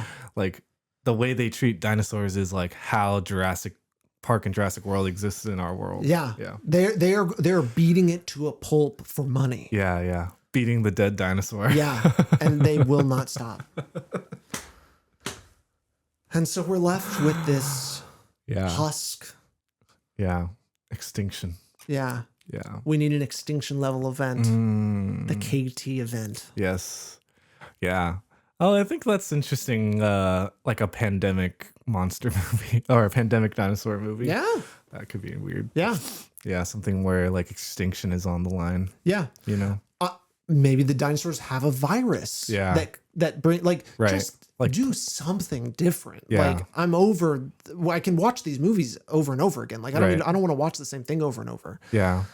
I'm getting tired of seeing these people on an island or like in the jungles doing stuff. Like the same bullshit. Yeah. My movie is different though. When they go in and they go shooting and stuff. It's gonna be great. Yeah. That's just a different take, okay? Yeah. It's a big pile of shit. That's one big pile of shit. That's great. That's one big pile of shit. That's the second one? That's the first one. That's the first one? Yeah, that's the first one. Oh, nice. Yeah. Yeah. It's great. It's crazy. I think I'm looking at the Triceratops poop. Yeah, it's like taller than him. Yeah. It's crazy like how memed out the first movie is now. Oh, yeah. Like, yeah. I think I saw your review. Yeah. You talked about that, where it's just like it's being known through memes nowadays. Like the future of humans will only remember this movie through the memes. Yeah. And no one will have ever seen it. So many movies are going to be like that. Yeah. And TV shows. Right. Like but people this talk one about specifically, like every single scene, it's like, oh my God, that's a meme. Yeah. Oh my God. Yeah. I didn't even realize that was from this. The Glasses Off by Alan Grant and the Brachiosaurus. Yeah. I use that all the time. Yeah. I love that one. Just like, damn. Yeah. Yeah. Like, what the You're fuck? blowing my mind. It's just so good. Or like him with the thing. I forget what that dinosaur The Dilophosaurus? was. Yeah. Is that a meme? I feel like I've seen that somewhere. Yeah. I mean, it certainly is an iconic image. Yeah, exactly. And then I think the first one has a lot of iconic images. Yeah. None of the other ones really do. I think I've seen the Spinosaurus in Jurassic Park 3, like when it's got the Kubrick stare going on. Whoa. Where they hear do do do do do do do do do. Oh, through the That was a cool element. Yeah, it was. Yeah. And that's why like Jurassic Park 3 felt like it had a really good sense of what it was doing. Yeah. And it was like a monster movie right. on the island and survival and stuff. And, right. And it was still silly. Yeah. And I'll say Jurassic World Rebirth had a chance to do that. But they decided to make two movies in one. Yeah. And like if they had picked one or the other, I think the movie would have been a lot better for it. For sure. Just being consistent. Just stick with one. Like the family, sure. We could go with that and do that. Yeah. Or go with the mercenaries. Yeah. That would have been greater too. Yeah. I feel like the original story was the mercenaries, and then like studio notes is like, we need a family because this is what Jurassic Park is. Like we need kids. True. And then so he has to shoehorn them into the story somehow. Yeah. Because they did feel like an add-on. Yeah. Like secondary to what the actual movie was. Yeah, and just comedic relief. Right. And like that line with the old man shopping for a mattress.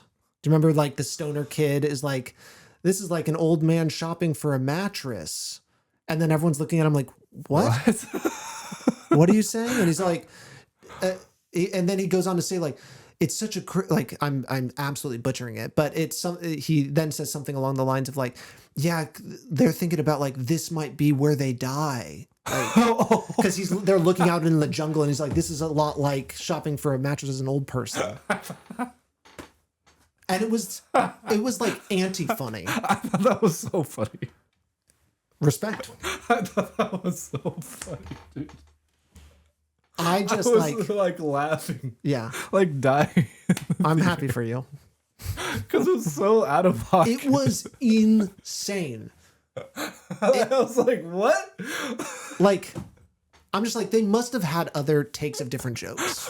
And that's the one they went with. It must be bad in the editing room. Like it was just so like random. It made no sense. Like the setup, I was like, "What?" And then the punchline, I was like, "It was what again?" It was insane, and it was like, yeah, no one laughed in my theater. Oh dang! It was insane how quiet it was after that. I was just like, "Huh?" That got me. Yeah. Yeah. Respect. That's my kind of humor. Yeah. I feel.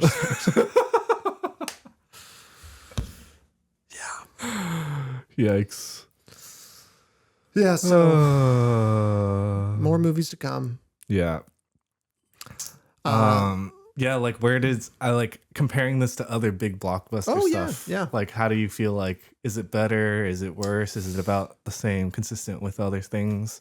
I think it's worse than most things. Yeah. If I were to be totally honest.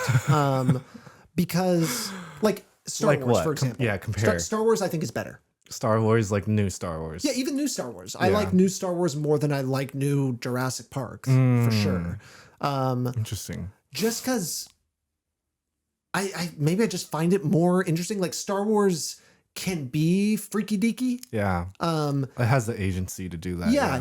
Where because it's alien and whatever. Yeah. So you get to do some really cool stuff, and you get to have real action. Makes sense in it too, like big crazy action, like really it's like meant for that score. Where like they're trying to turn Jurassic World into at least that. Like by Dominion, they're really trying to make it like Star Wars. Sure. So there's like I like it more than that. I haven't really watched a lot of the Fast and Furious, but neither have I from what I understand, there's a degradation in quality for sure. Like I definitely went up to Fast 7. Nice. I think I did. Dang. Yeah, the Furious 7. I think I watched that. The Tarkovsky rule. Because 7 films. Yeah. To think there's more. There's 10. There's more Fast and Furious movies than there are Andrei Tarkovsky movies. We live in hell. If you ever had a question of whether or not we live in hell, that's it. So it's so true. Yes. It's a crazy statement, but yeah, it's wild. Yeah, we fucked up.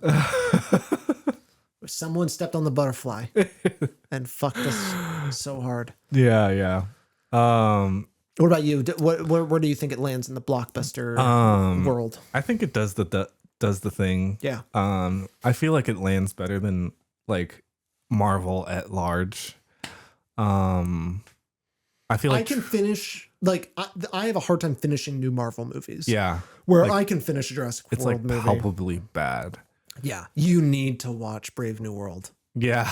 The Red Hulk one. That's why I'm like, no. It's on Disney Plus, baby. You gotta watch it. Maybe I'll check it out. Yeah. Yeah. Because it's like.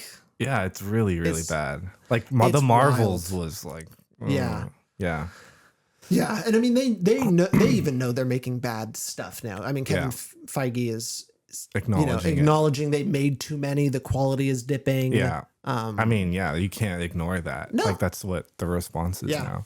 And so now they're really pumping the brakes on it. And, yeah. I feel like Transformers has a better, or it's like I feel like Transformers is the bar for me in terms of like how Transformers good. is better than Jurassic World movies. Don't I you feel think? like it's up. It's there. Do you think it's closer? they're right in the? They're right near each other. Yeah, I feel like I put Jurassic World in there because it's like it's staying consistent with the original property, and it's giving you that entertainment every single iteration. You're talking about Jurassic World, Fallen Kingdom, and Dominion, or are you talking about all of them? Oh, Okay. Yeah. I feel like it's delivering. Yeah. The Jurassic promise, right? The same way, like all the Michael Bay Transformers are like doing the thing, and even the non-Michael Bay Transformers, you can watch it for those similar aspects, right? I feel like the original trilogy Transformers, awesome. Great. Yeah.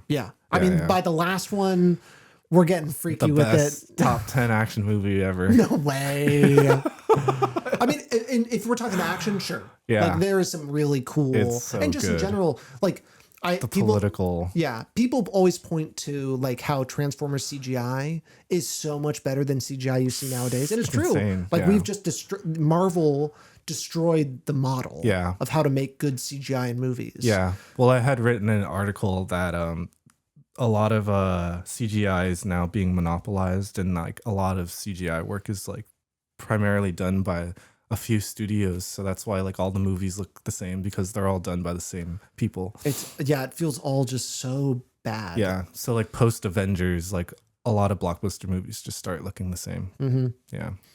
Transformers feels like the most unique one, because Michael Bay was like insistent on it looking realistic, so he wanted sharper highlights, like darker darks, like making it look more real, like photo real, versus playing up the like kind of animated parts of it, like that you get, because in the new Transformers they take that sheen off, and so it's not as dirty, it doesn't feel like lived in. It looks like Avengers or like Justice World or something, or Justice League or Justice something. World.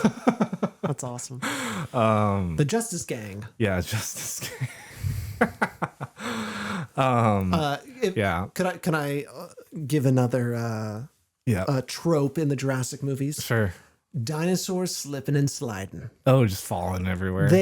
Whenever they're chasing a human, they are slipping all over the place. They like can't horses. bite a human. Yeah, exactly. They just they're always like Scooby-Doo falling all over the place. It's like slapstick. And that's what also feels so lame. Dumb about the CGI, and just the thinking of it is like, we'll figure it out in post. Like just like making it work. Yeah. Like it's like, okay, like I just think it's so, and I know you have to kind of do that for a movie, as they can't get to the hero or whatever, but you lose the realism and the fear that something might happen, the stakes. Yeah. When you just have, it's same thing kind of with stormtroopers in Star Wars. They always miss. Right. Like that's the or joke. it's the trope of just the enemy shooter. Yeah. Like never. Like, ding, ding, ding. Yeah. Like it just never, and I'd want to bring the stakes back. Yeah, totally. Yeah. Like making it dangerous again. Yes, making it dangerous again. Because I just don't think, it certainly isn't scary. Yeah. Like Jurassic World Dominion, even the Distortus Rex is not scary. Yeah. It doesn't like strike fear. No, and it's also just so stupid looking. Like it looks like every other thing. Like it's not original in any way. But it has the spikes though. The Snickers wrapper getting stuck in the door. That was Rebirth or that Dominion? was Rebirth. Okay. Yeah. It's all starting to just like meld together. I'm so sorry. I won't let it. Maybe one day we'll go back to Jurassic Park. I think that there's more comparisons to be drawn to it. There's a Spielberg episode. Yeah, there's a Spielberg episode. I think that there's some other Michael Crichton movies even, but just like science in movies, and also environmental rage. and yeah, exactly. Like that there is like the environment fighting back. Yeah. That I really like. And I think this, it's why this is a heart movie for me. Sure, yeah. It fits into my your interests. Yeah, exactly. It's a piece that fits. Oh. Go. Jurassic World Rebirth and Pokemon 2000. Double feature. Why would you want me to do that? because they have to collect 3 things. I see. Cool. Oh, that's it. Oh, what an insult to Levy. I know, the worst Pokemon movie. Yeah. We got to do, what's the Pokemon 3 of Jurassic Park movies? The Pokemon 3 of Jurassic Park movies? Yeah. Maybe 2 or 3. You think? Yeah. Yeah. Because it's like sneaky good. Yeah, exactly. It's like, I don't think they know what they had good. Right. Which I definitely think with Jurassic Park 3, I think that they were just planning to make something. Yeah. Like, there were just 2001. Think about what's coming out in 2001 and beyond. Like, we're talking, like, this is like the beginning of the new age of blockbusters. Gladiator and... Yeah, Fellowship of the Ring came out that year. Yeah. Is 2003 when Pirates comes out? Yep. Yeah. So Pirates hadn't even come out yet. Yeah. Which is crazy. And that obviously is another, like, bar setting thing. Yeah. 2002 is Spider-Man. Yep. So we're, like, we lived through it, baby. But I don't know. I feel like I'm pretty good with dates. But yeah, locked in. I'm locked in. I'm tight. Yeah. Tight. Yeah. History buff. History buff, mate. Brav. Ooh, like a Treasure Planet or Atlantis type thing with Jurassic. Like in what way? What do you mean? Like this kind of the Atlantis kind of protagonist character. Milo Thatch? Yeah, and then, or not him specifically, sure, but that kind like of like him. that. Yeah. Yeah, like trying to rediscover this past thing and then going to this hidden world. Yeah. And finding it. See, I part of me wishes, like, with Jurassic World, like, and I understand, like, eventually they needed to make the movie that had the real park. Yeah. Like, I get it. It was a natural progression. Right. Got people in their seats. It's a good idea. Like, it's a really easy pitch. Yeah. But part of me wishes that they just someone went back to the island after 20 years, right? Yeah. And just went back and saw, like, the ruins of it, and you could rediscover it that way. Sure, yeah. Like, there's something like that would have hit an interesting nostalgia thing too. Right. It's kind of like doing Jurassic Park 3 again, kind of, right. but on Isla Nublar, and yeah, like being its own thing. Yeah, and also looks like you have a Jurassic Park trilogy on your hands. Yes, exactly. It's never gonna stop. I also, part of me, if I'm like really wish casting here, Tom Cruise. Part of me wishes riding a real dinosaur. Yeah, himself. No CGI in the jets. True. That would be kind of cool. He's fighting like an actual animatronic dinosaur, even. Like, he's fighting like, ooh, that'd be really, he's riding it. Yeah. Ooh, okay. Yeah. But I like the idea of, we have Jurassic Park. Mm-hmm. We have Lost World that focuses on Jeff Goldblum's, Ian Malcolm. Yeah. Jurassic Park 3 focuses on Alan Grant. Yeah. I wish there was one more Laura Dern that focused on Laura Dern and Ellie Sattler. Dang, you got hella ideas, dude. Dude, what the fuck? I live and breathe this shit. I live and breathe. This is why we need fans of the movie making the movies. You know what I mean? Yeah. Because damn, there's just so much. There is. I'm happy we talked about this, because I didn't think there was much to mine, but there's a lot to mine. Yeah. But I know it. Yeah, that, like, I wish that they knew what they were doing with Jurassic Park. Yeah. But they didn't know what they were doing. Like, Jurassic Park 3 was such like a, let's just see what happens. And then they just didn't, like, it is a crazy thought now with the way properties are just like thrown together. Yeah. To death. Oh, like yeah. that like, there wasn't one for 14 years. Right. And now there will be one at least every 2 years. Yeah. It's wild. We live in just a totally different time. Well, yeah, the marvelization of everything. Yeah. It requires this thing. And eventually they will have Fast and the Furious X Jurassic Park. And I think you said that in, I think, one of your things, where it's like, at a certain point, oh yeah, you know, just throw it all together. Like, what are we doing here? It was like Star Wars at times Marvel times Jurassic Park. Yeah. versus King Kong. Like, what are we doing here? Like, that's where we're going. Just do it. Yeah, because it all looks the same, and because it Ready all Player feels One, the same for thing. example, has the T-Rex in it. Right. It has the DeLorean from Back to the Future. The Shining. Yeah, it has all of these the Iron things. Giant. Yeah, Giant. Yeah. Where it's just like that's where we're going, and I do think Ready Player One is going to be such a precursor movie AI to movie. so much. Yeah. Because there is like I didn't really care for it when I first saw it, but now the more I think about it, the more I'm like I think that as an idea, it rings a little too true. Yeah. To movies. Yeah. To just seeing where things are compiling to. I don't think the movie knows like is considering it a negative. Right. That this is happening. Right. Like where. Like I look at it as like, oh no, this is hell on earth. Right. Is like the end of properties, where it's just like it's all one multinational, multi-conglomerate corporation that will never be stopped. Just controls everything. That controls everything. Yeah. Too big to fail. All of these things. Yeah. And then we're just kind of dealt like AI slop. Yep. Always. Yeah. Like in one the day VR. exactly. One day we're typing in our AI generator movie generator. Yeah. Like Jurassic Park, Marty McFly from Back to the Future goes to Jurassic Park. Yeah. And with Jack Sparrow. Yeah, with Jack Sparrow. Yes. Yes. Yeah. I want to see it. That sounds cool. That sounds cool. I'm telling you, right now, that's basically the future. Sound of Thunder. Yeah. In a way. Yeah, sure.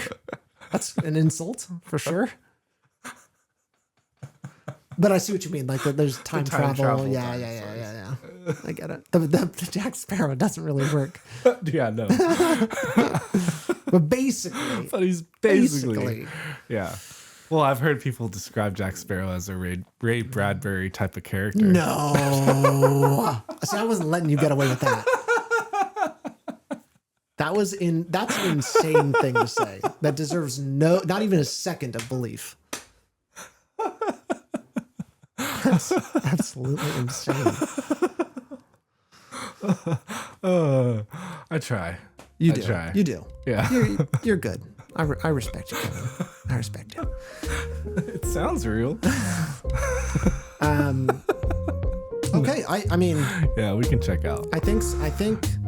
We gotta get to the helicopter pad and get What's that sound? Extracted out of here. Because what the fuck? CGI dinosaur. Where do I look? Where's my eye line? Where's my eye line? No, up there. No, down here. Oh no. That's a wrap. It's just Jeff Goldblum in a green screen suit. Yes, in a mocap exactly. suit. That's one big pile of shit. All right, folks. We'll see you next time. That's a wrap. Bye-bye.